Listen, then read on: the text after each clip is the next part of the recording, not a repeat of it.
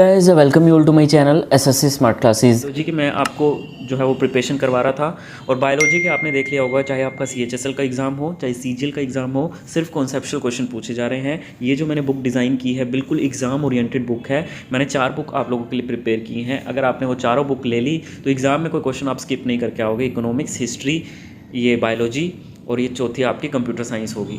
ठीक है, तो वो बहुत ही बेस्ट बुक है। तो फीमेल रिप्रोडक्टिव सिस्टम फटाफट से देख लेते हैं और बहुत ही अच्छे तरीके से मैं इसको आपको बताऊंगा। तो देखिए, फीमेल रिप्रोडक्टिव सिस्टम में आपके फीमेल में ओवरी होता है। ठीक है, हार्मोन्स के बारे में पढ़ेंगे। ओवरी, फीमेल में ओवरी की संख्या 2 होती हैं। ओवरी के अंदर अंडाणु होते हैं, ओवम बोलते हैं। ठीक है, यही आगे स्पर्म से मिलके फर्टिलाइजेशन करके जाइगोट बनाएगा, आगे जाके वो एम्ब्रियो बनेगा, फिर आगे जाके वो बेबी का निर्माण करेगा। ओवरी द्वारा प्रत्येक महीने में अंडाणु का निर्माण जो है वो किया जाता है। आगे देखिए, 2 इंपॉर्टेंट हार्मोन्स होते हैं, एस्ट्रोजन एंड प्रोजेस्टेरोन। इनका अपना अपना एक फंक्शन होता है। जो एस्ट्रोजन होता है उसका बेसिकली मेन काम क्या रहता है, ये एक प्राइमरी फीमेल सेक्स हार्मोन है। एस्ट्रोजन का प्राथमिक कार्य क्या रहता है, फीमेल माध्यमिक यौन विशेषताओं का विकास है। ठीक है, जैसे मेल में टेस्टोस्टेरोन है, ऐसे इसमें एस्ट्रोजन एंड प्रोजेस्टेरोन। ठीक है, प्रोजेस्टेरोन का काम क्या होता है, स्त्री के शरीर को प्रेगनेंसी के लिए तैयार करना, तब ये हार्मोन रिलीज़ होता है। और जो एस्ट्रोजन है इसमें आपकी जो भी उसकी फिजिकल अपीयरेंस वाले जो स्ट्रक्चर हैं, जैसे कि ब्रेस्ट एनलार्जमेंट, अंडाशय की वृद्धि, जो आपका मेंस्ट्रुएशन साइकिल होता है और जो वेजाइनल फॉर्मेशन होता है उसका डेवलपमेंट होता है, वो सब इस चीज़ में आ जाता है। यहाँ पे एक टिपिकल फीमेल रिप्रोडक्टिव सिस्टम है। यहाँ पे वेजाइना है, ये वाला पार्ट आपका सर्विक्स है। तो यहाँ पे देखिए, ये जो पार्ट है आपका सर्विक्स हो गया, ये वेजाइना। ठीक है, ये आपका ओवरी, 2 ओवरी हैं यहाँ पे, और आपका ये कैविटी सर्वाइकल कैनाल हो गया, ये एम्ब्रियो हो गया। ठीक है, ये fallopian tube, this is fallopian tube. And ये आपका एंडोमेट्रियम हो गया, ये perimetrium, this is perimetrium. Endo मतलब अंदर वाला जो हिस्सा हो गया, पेरीमेट्रियम जो पेरीफेरल वाला बाहर वाला ही हिस्सा हो गया आपका।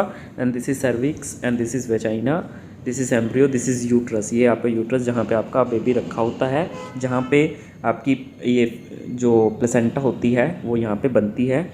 ठीक है, तो ये आपका कुछ एग्जाम्पल हो गया। और मायोमेट्रियम इसके बीच वाला जो पार्ट हो गया, मायोमेट्रियम। और ये जो आपको दिख रहा है ये फाइम्ब्री हो गया। ठीक है, ये इसको बोलते हैं फिम्ब्री। ये कुछ आपका टिपिकल स्ट्रक्चर है। आगे देखिए, फेलोपियन ट्यूब, आगे इनके फंक्शन पढ़ लेते हैं। अंडवाहिनी या फेलोपियन जो नलिका की संख्या 2 होती है, जो गर्भाशय के ऊपरी भाग के दोनों बगल रहती है। इस नलिका का एक सिरा गर्भाशय से संबंध रहता है और दूसरा सिरा जो होता है वो अंडाशय की ओर उंगलियों के समान झालर बनाता है। ठीक है, इस रचना को फिम्ब्री कहते हैं। अंडाणु जब अंडाशय से बाहर निकलता है तब वह फिम्ब्री द्वारा जकड़ लिया जाता है। ठीक है, इसके बाद अंडाणु फेलोपियन नलिका की गुहा में पहुंच जाता है। फेलोपियन नलिका से अंडाणु गर्भाशय में पहुंचता है। प्रजनन के दौरान सर्विक्स द्वारा स्पर्म जो है वो अंदर प्रवेश करता है, जो फेलोपियन ट्यूब में जाकर ओवियम से मिल जाता है। ये सभी को पता है। आगे देखिए, स्पर्म एंड ओवा मिलकर क्या होता है, ये वाली जो प्रक्रिया होती है फेलोपियन ट्यूब में होती है, जिसको फर्टिलाइजेशन बोला जाता है। यूट्रस, यूट्रस बेसिकली क्या है, एक होलो और मस्कुलर क्या है, जनन अंग है। निषेचन के उपरांत जाइगोट का निर्माण होता है। जाइगोट यूट्रस की दीवारों से जुड़ जाता है। यूट्रस में ही बच्चे का विकास संबंधित कार्य संपन्न होता है, जिसके उपरांत बच्चे का जन्म होता है। वेजाइना, देखिए, योनि की दीवार पेशीय उत्तक की बनी होती है। ठीक है, जो भी आपकी योनि की दीवार है, वेजाइना की जो वार है वो एक पेशीय उत्तक से बनी होती है।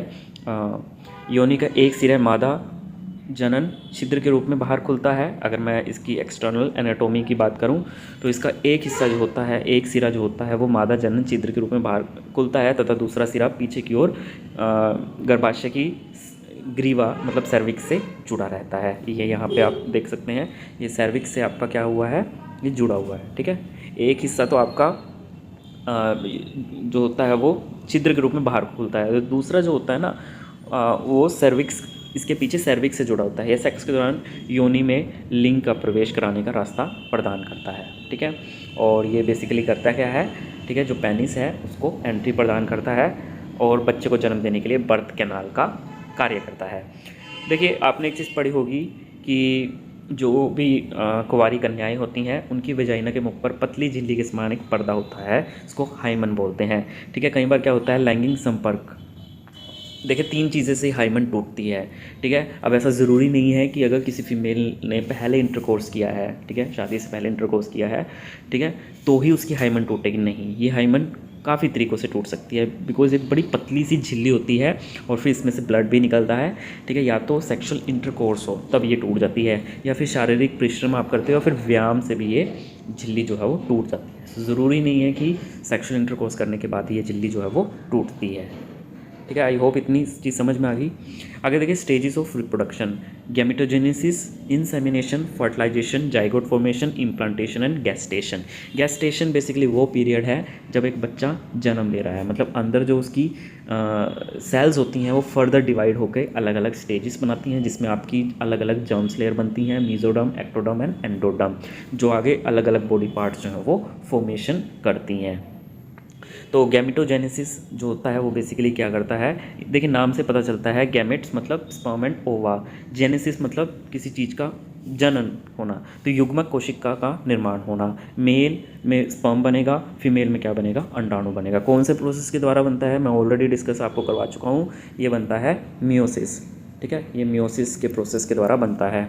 ठीक है, और मियोसिस के प्रोसेस के दौरान क्या होता है, क्रॉसिंग ओवर्स होती हैं। ठीक है, अगर आपको नहीं पता क्रॉसिंग ओवर, तो ये वेरिएशंस के लिए ज़रूरी होता है, मतलब इसमें जो आगे मादा से जो ठीक है, मदर सेल से जो आगे डॉटर सेल्स बनेंगी ना, मदर सेल से जो आगे डॉटर सेल्स बनेंगी, वो जो डॉटर सेल्स हैं, ठीक है, वो जो डॉटर सेल्स हैं वो एक दूसरे से डिफरेंट होगी। इसी वजह से आपने देखा होगा कि आपके जो भाई बहन हैं वो आपसे बिल्कुल अलग होते हैं, क्योंकि वो सेम जो है क्रॉसिंग ओवर की वजह से वेरिएशन हो जाती है, तो सेम जो उसमें जीन्स होते हैं बिल्कुल सेम ट्रांसफ़र नहीं होते, तो जेनेटिक वेरिएशंस आ जाती हैं उसमें। ठीक है, इस तरीके से क्रोमोसोम में क्या होती है, क्रॉसिंग ओवर हो जाती है। This is known as crossing over, जहाँ पे आपका जीन्स का एक्सचेंज हो जाता है। जीन्स के अंदर क्या होती है, जेनेटिक इन्फॉर्मेशन होती है। ठीक है, अब जो ह्यूमन का जो स्पर्म होता है ना, सिर्फ एक स्पर्म नहीं होता, इसके अंदर इतनी सारी चीज़ें स्टोर होती हैं। स्पर्म के अंदर 23 क्रोमोसोम हैं, आप समझते हो, 23 क्रोमोसोम, और वो इतने कॉम्पैक्टली एक न्यूक्लियस के अंदर, ठीक है, एक न्यूक्लियर मेम्ब्रेन के अंदर बड़े कॉम्पैक्ट तरीके से कोइल्ड होते हैं। ठीक है, ये जो न्यूक्लियस है, धागे जैसी संरचना होती है न्यूक्लियस के अंदर ये, ठीक है, डीएनए का ही आगे अगर आप खींचोगे तो वो क्रोमोसोम का ही पार्ट होगा। ठीक है, और वो जो क्रोमोसोम है, ठीक है, कोइल्ड रूप में इस तरीके से आपको दिखते हैं। और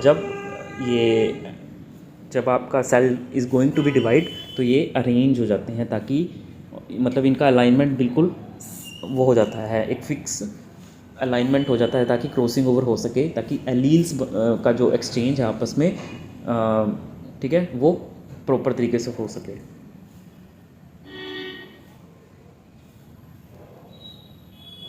नेक्स्ट देखिए इंसेमिनेशन, शुक्राणु का नर जनन मादा से नर जनन तंत्र से मादा जनन तक पहुंचना। ठीक है, इंसेमिनेशन का मतलब बेसिकली एक तरीके से कह लो कि वीर्य को छोड़ना फीमेल की ओवरी में। ठीक है, उसके बाद देखिए फर्टिलाइजेशन होता है, मतलब गैमेट्स का आपस में फ्यूजन होता है, sperm is getting fused with ovum. Zygote formation, zygote होता है। इम्प्लांटेशन बेसिक क्या होता है, जो भ्रूण होता है वो गर्भ की दीवार से इम्प्लांट हो जाता है। गैस्टेशन बेसिकली गैस्टेशन पीरियड, जैसे ह्यूमन में कितना होता है, 9 होता है ना ह्यूमन बीइंग में, तो मादा का गर्भ धारण से लेकर के शिशु को जन्म देने की अवधि को गैस्टेशन पीरियड बोला जाता है। प्लेसेंटा क्या होता है बेसिकली, जो प्लेसेंटा होता है गर्भावस्था के दौरान गर्भाशय में मतलब यूट्रस की लाइनिंग में विकसित होता है। यहीं से जो बेबी है उसको अपना फीड मिलता है, एक तरीके से न्यूट्रिशन मिलता है, वाटर मिलता है, और यहीं से वेस्ट प्रोडक्ट भी रिमूव होता है। लगभग आधे की लगी होती है ये प्लेसेंटा। ठीक है, उसके बाद देखिए मेंस्ट्रुअल साइकिल, 2 पीरियड्स के बीच का समय कहलाता है मासिक धर्म। ठीक है, इसके सामान्य भाग के रूप में महीने में एक बार महिला की योनि से रक्तस्राव होता है, जब उसको बेसिकली जो ओवरी होता है वो एक रिलीज़ करती है महीने में 28 दिनों की अवधि में।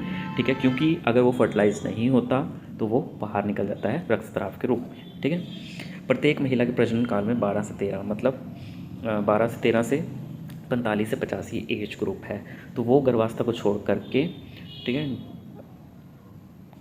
छोड़कर 28 दिनों की अवधि पर गर्भाशय से क्या होता है, ब्लड का स्त्राव होता है। ये 4-5 दिन तक चलता है, इसको आप मेंस्ट्रुएशन साइकिल बोलते हो, ठीक है। सो यहाँ पे देखिए जो मेंस्ट्रुएशन साइकिल है इसको हम पूरा यहाँ पे देख लेते हैं। देखिए ये आपका मेंस्ट्रुएशन पीरियड है, मतलब जब आपका पीरियड्स आता है बेसिकली, ठीक है। ये आपका फोलिकुलर फेज होता है, ये ओवुलेशन पीरियड होता है, और ये आपका होता है ल्यूटियल फेज। तो जो आपका इनके बारे में थोड़ा सा हम आइडिया ले लेते हैं, बता देता हूँ। देखिए पहले से जो 5 दिन होते हैं, इसमें रक्तस्राव के पहले दिन को चक्र का दिन माना जाता है, ठीक है, जो फर्स्ट साइकिल होता है आपका, ठीक है, मेंस्ट्रुएशन का फर्स्ट डे होता है ये आपका। आपकी अवधि जो है 6 से 8 दिन तक भी रह सकती है, लेकिन औसतन 5 दिन होती है। रक्तस्राव आमतौर पर पहले 2 दिन में सबसे ज़्यादा होता है। 6 से 14वां दिन जो होता है वो, उसमें आपका जो रक्तस्राव है, जो ब्लीडिंग है वो रुक जाती है, और जो आपकी गर्भाशय की जो लेयर है जिसे एंडोमेट्रियम कहा जाता है, वो क्या होती है, गर्भावस्था के लिए, संभावना के लिए तैयार होनी शुरू हो जाती है। धीरे धीरे जो गर्भाशय जो एंडोमेट्रियम है वो मोटी हो जाती है और रक्त और पोषक तत्वों से समृद्ध हो जाती है, क्योंकि उसको ये लगता है कि जो एग है जो अभी ओवरी से रिलीज़ होना, मतलब 14वें दिन क्या होता है, आपका जो अंडाशय है वो ओवरी से रिलीज़ होना शुरू हो जाता है, और इधर जो आपकी यूट्रस के पास जो एंडोमेट्रियम लाइनिंग है वो थिक होनी शुरू हो जाती है, उसके अंदर पोषक तत्व न्यूट्रिशन भरना शुरू हो जाता है, क्योंकि उसको ये लगता है कि जो वो ओवरी से जो ओवम निकला है वो अगर फर्टिलाइज हुआ तो यहाँ पे आकर के वो अटैच हो जाएगा, फिर आगे जाके उनमें आगे सेल डिवीजन होंगी, माइटोसिस के प्रोसेस होंगे, और आगे जाके बेबी का फॉर्मेशन होगा, उसको प्लेसेंटा के थ्रू, अम्बिलिकल कोर्ड के थ्रू आगे उसको न्यूट्रिशन मिलना शुरू हो जाएगा। लेकिन अगर किसी एग को फर्टिलाइजेशन मतलब स्पर्म नहीं मिला है, फर्टिलाइजेशन नहीं हुआ है, तो ये क्या होती हैं आगे क्या होता है, जो हार्मोनल परिवर्तन गर्भाशय कोशिका स्तर को बढ़ाने के लिए संकेत देते हैं, ठीक है। यहाँ पे फिर हार्मोन्स रिलीज़ होते हैं, एग फर्टिलाइज नहीं होता है, तो ये क्या करते हैं, जो एंडोमेट्रियम लाइनिंग है इसके अंदर पूरा आपका न्यूट्रिशन भरा हुआ है, तो वो क्या ब्लीडिंग के साथ क्या होता है, बाहर आ जाता है, वो अंडा टूट जाता है और अस्तर के साथ बाहर आ जाता है, ठीक है। वो जो ओवम है ना, जो फर्टिलाइज नहीं हुआ, एंडोमेट्रियम की लाइनिंग टूट करके, जिसके अंदर पूरा एक तरीके से रक्त है और पोषक तत्व हैं, वो सारे टूट करके बाहर आ जाते हैं, और ये फिर से चक्र आपका रिपीट हो जाता है, ठीक है। तो यहाँ पे मेन यही है, ठीक है। तो ये आपका मेंस्ट्रुएशन पीरियड है, इसको हम पीरियड ही भी बोल देते हैं। औसतन ही 5 दिन का होता है। तो सबसे सेफ़ टाइम जो सेक्स करने का होता है, जिसमें आप विदाउट प्रोटेक्शन भी अगर सेक्स करते हो तो बिल्कुल कम चांसेस रहेंगे कि जो फीमेल है वो प्रेग्नेंट हो जाए। तो वो ये जो पीरियड है ना, इसके 7 दिन का ये टाइम और 7 दिन का ये टाइम, मतलब 7वां, 8वां, 9वां, 10वां, 11वां, 12वां, ठीक है, ये वाला जो टाइम पीरियड है सबसे सेफ़ टाइम है सेक्स करने के लिए, कि जिसमें फीमेल प्रेग्नेंट ना हो। और सबसे ज़्यादा जो टाइमिंग है जिसमें फीमेल प्रेग्नेंट हो जाए वो है ओव्यूलेशन पीरियड, ठीक है। 14वां, 15वां, 16वां, 17वां, ये जो 4 पीरियड है ना, 4 दिन है, ये सबसे ज़्यादा। तो कई औरतें होती हैं वो पीरियड के बाद दिन भी गिनना स्टार्ट कर देती हैं कैलेंडर में, ठीक है, उनको सब पता होता है। मतलब जैसे ही मतलब सबसे ज़्यादा जो ब्लीडिंग होती है, जैसे पीरियड स्टार्ट हो गए तो यहाँ पे ना इन 2 दिन में सबसे ज़्यादा ब्लीडिंग स्टार्ट हो गई। औसतन 5 दिन रहती है, बट 6 से 7 दिन भी रहती है। मैं एवरेज 7 डे ही इसको मान लेता हूँ। तो यहाँ से वो दिन गिनना स्टार्ट कर देती हैं, ठीक है। जैसे ही 14वां दिन आया, ठीक है, तो वो प्रिपेयर हो जाती हैं एकदम से। अगर उस टाइम पे वो सेक्स करें, ठीक है, तो मैक्सिमम चांसेस हैं फीमेल जो है वो प्रेग्नेंट हो जाएगी, ठीक है। और अगर सेफ सेक्स करना है तो बेसिकली ये वाला पीरियड, और ये मतलब पीरियड से 7 दिन पहले और पीरियड्स के 7 दिन का बाद का जो टाइम है वो सबसे सेफ़ माना जाता है वो पीरियड, ठीक है। तो यही कुछ यहाँ पे दिखाया गया है, ठीक है। तो फॉलिकल फेज़ में बेसिकली होता क्या है, वो एक तरीके से तैयार करती हैं, जो गर्भाशय की जो दीवारें होती हैं वो एंडोमेट्रियम प्रिपेयर करती हैं। एक संभावना रहती है कि एग यहाँ पे फर्टिलाइज होके आएगा और वहाँ पे उसको इम्प्लांट करके वो इम्प्लांटेशन होगा और फिर आगे न्यूट्रिशन जो है वो मिलेगा। तो ये कुछ यहाँ पे बताया है। एक और इम्पोर्टेंट टर्म है ट्यूबेक्टोमी। तो ट्यूबेक्टोमी जो होता है उसको बोलते हैं जिसमें दोनों फीमेल की जो दोनों जो फैलोपियन ट्यूब है ना, इनको कट कर देते हैं एंड देन टाइट बैक कर देते हैं। अगर कट कर दिया तो फिर वो आगे ओवरी रिलीज़ नहीं करेगी, ठीक है। ये तब किया जाता है जब आगे प्रेगनेंसी की ज़रूरत ना हो और कोई जो मतलब प्रोटेक्टिव मेथड यूज़ नहीं करना चाहते कपल्स। कोई भी कपल्स हैं अगर वो थोड़ा सा एंजॉयमेंट ज़्यादा लेना चाहते हैं तो तब ये करवा सकते हैं ट्यूबेक्टोमी, ठीक है। तो उस टाइम पे कोई चांसेस नहीं हो, लेकिन इट डजंट मीन कि वो एसटीडी से जो है वो इस चीज़ से प्रिवेंट हो जाए। एसटीडी उतनी ही रहेगी, ठीक है। अगर आप विदाउट प्रोटेक्शन करते हो तो एसटीडी डेफिनेटली रहेगी। सो यही कुछ आगे मैं यहाँ पे एक्सप्लेन करूँगा, बहुत ही ईजी लैंग्वेज में है और आपको समझ आ जाएगा और एग्जाम में आप इतना तैयार हो जाओगे कि कोई भी कॉन्सेप्चुअल क्वेश्चन आ जाए आप कर पाओगे। Embryo development refers to the different stages in the embryo development of embryo, उसको एम्ब्रियो डेवलपमेंट बोल देते हैं। Embryonic development of the plants and animals very, even in animals every species undergoes different stages during embryonic development. Fertilisation के बाद zygote बनता है, zygote divides mitotically, फिर से मैं वही बोल रहा हूँ, माइटोसिस की डिवीजन, जिसमें आपकी मदर सेल से आगे जो डॉटर सेल्स बनती हैं, ठीक है, वो बिल्कुल पेरेंट सेल के जैसी ही होती हैं, ठीक है, जैसे आपके हाथ बनते हैं, ठीक है, जो हाथ की सेल्स होती हैं वो बिल्कुल एक जैसी हैं। ऐसा नहीं है कि एक हाथ दूसरे हाथ से बिल्कुल अलग है, एक हाथ दूसरी आँख से अलग है, एक हिस्सा शरीर का, क्योंकि बायलेटरल सिमिट्री होती है तो हर चीज़ आपकी सिमिट्री में होती हैं, ठीक है। सिर्फ आपके जो गोनेट्स होती हैं, जो स्पर्म एंड ओवा होती हैं, उनमें वेरिएशंस होती हैं, ठीक है। तो जिसमें आपकी 2 सेल्स बनती हैं, 4 सेल बनती हैं, क्लीवेज के बाद 8 सेल एंड 16 सेल स्टेजेस बनती हैं, जिनको आगे फिर ब्लास्टोमर्स बोल देते हैं। Morula embryo having 8 to 16 blastomeres. Morula continues divide mitotically and gets transform to blastocyst.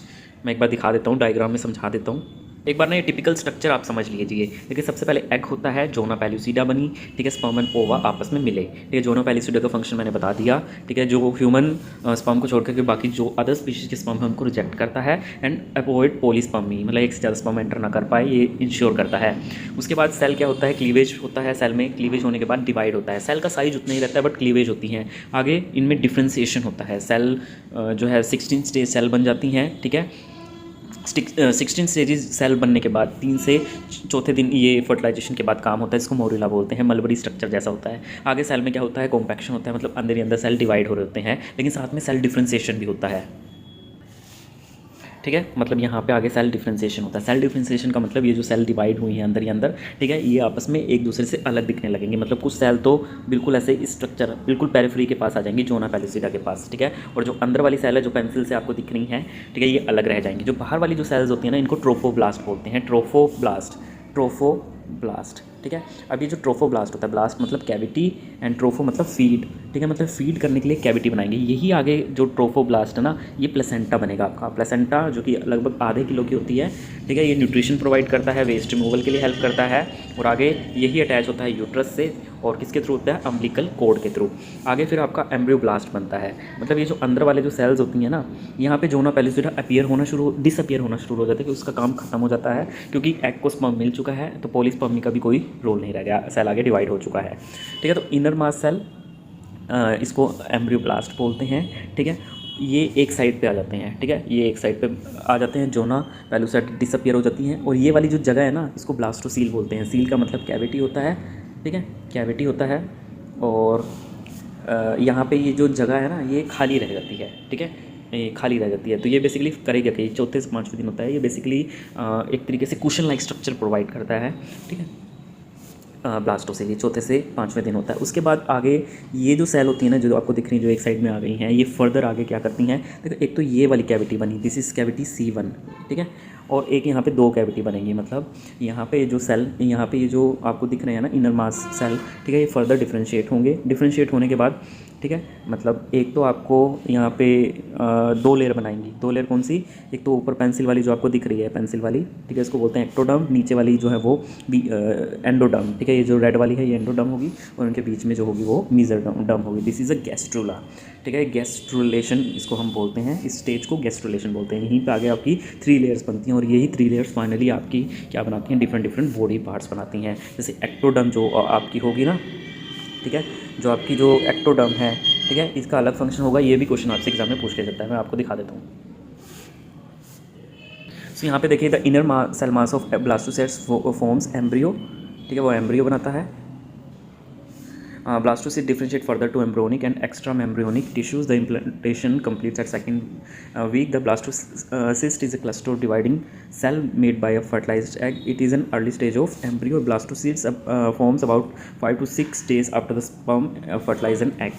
The blastocyst stage is an extremely important part of embryonic and fetal development. If the blastocyst does not implant in the person's endometrium, pregnancy will not be occur. For implantation to occur, hormones trigger a process called hatching.